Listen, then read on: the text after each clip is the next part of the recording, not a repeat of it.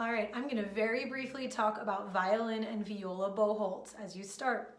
Remember, okay, we've held them on a pencil and now we're going to hold them on the bow itself. I want you to start with your bow vertically. Do not start horizontally. Start vertically. Check that your thumb is right on the stick where it meets the frog. Okay, I know it's kind of hard to show you right here, but it's right on the stick where it meets the frog. Then if you look at my fingers, my ring finger and my middle finger are curved a little bit and they're on the frog. Those were my llama buck teeth, remember? My pinky is on the stick. Notice that it's not out on the screw. It's gently on the stick of the bow.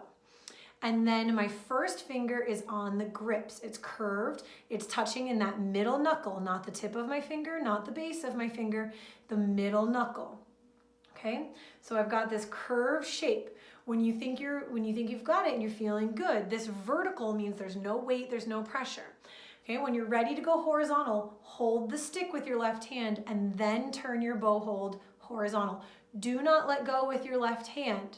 The reason is if you let go, your bow hold's gonna fall, or you're gonna end up flattening out your pinky like this to support your bow, and you don't wanna do that. That is so the wrong thing.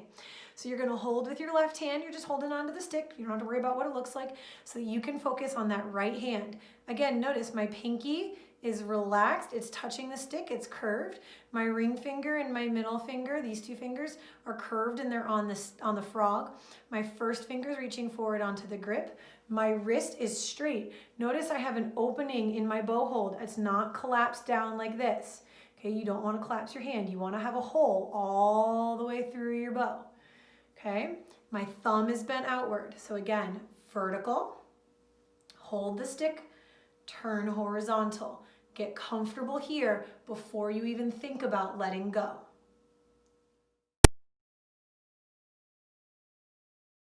So we're going to talk about the use of toilet paper tubes. They're really helpful. You all got one when you came to your crash course. If you lost it or you don't have it or got crushed, just use the next toilet paper tube or paper towel tube that your family finishes up. So violins and violas, you have your good vertical bow hold. That thumb is bent outwards. It is touching the stick right where the stick and the bump on the frog meet. Okay, there's an opening in your hand. Your pinky is on top, curved and on the stick. Your ring and middle finger are on the frog and your first finger is wrapped on the grip. What you can do, take your left hand, put your bow through the toilet paper tube. Then take the toilet paper tube and put it on your left shoulder where your violin or viola will go. Don't put it on your right shoulder, it goes on your left shoulder. And what you can do is now you can definitely also have that, you can have that bow vertical or horizontal, sorry. You can have it horizontal, put it on your left shoulder, and you can practice the motion you would do with bowing. It makes kind of a funny noise, but we'll be fine. So again, I'm practicing this pull motion and this push motion. The toilet paper tube helps me stay straight.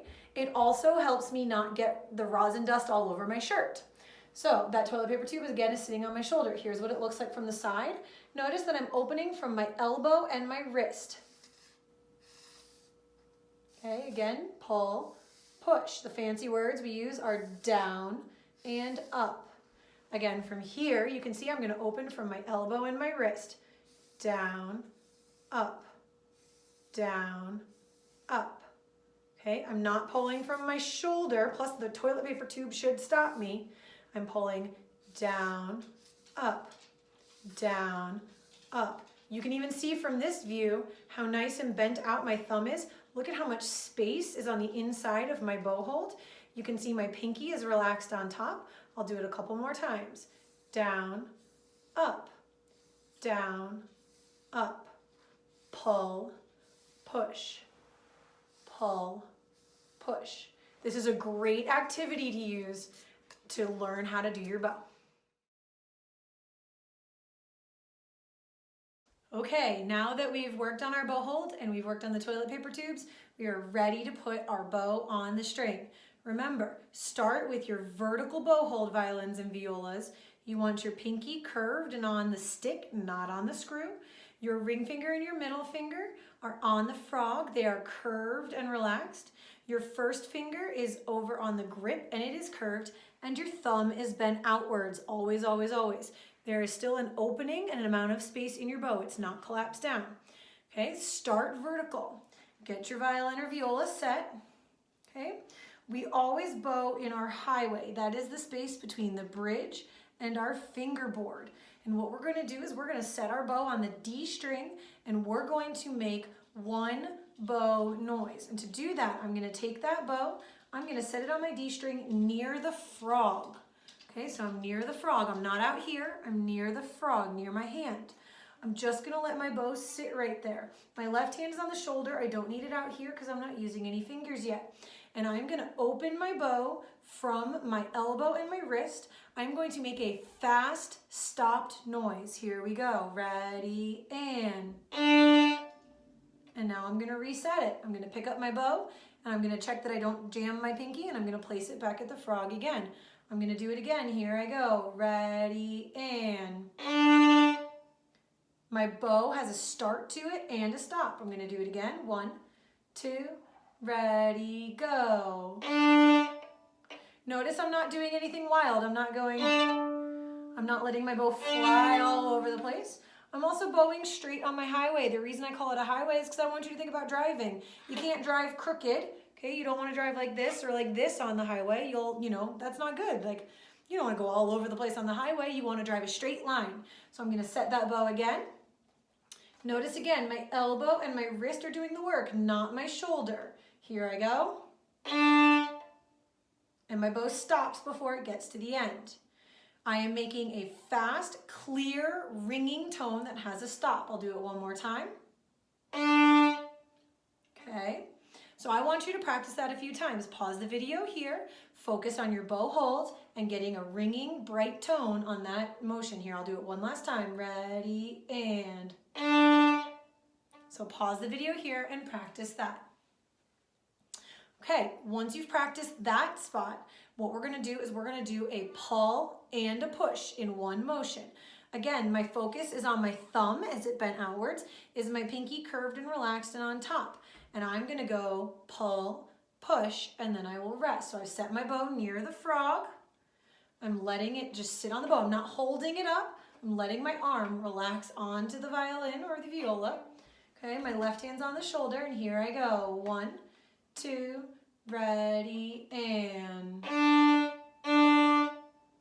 going to stop. Notice that each bow had a starting sound and an ending sound. There was a moment of silence in between the bows. They didn't go into each other. I'll do it again. Here I go.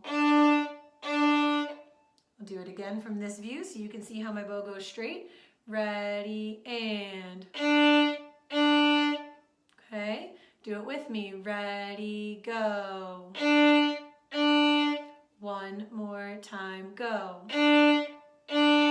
It's a fast, stopped bow stroke. It's not messy and all over the place.